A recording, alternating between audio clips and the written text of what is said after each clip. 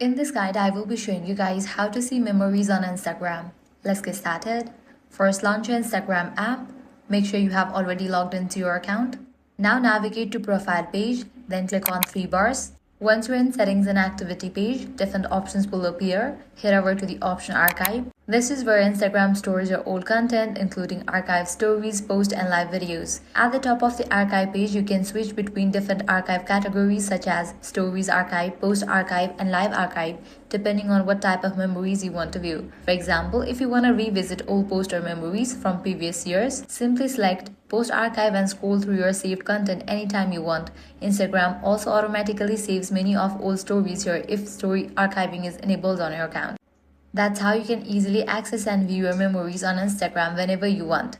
If this guide was helpful, do not forget to like, share, and subscribe.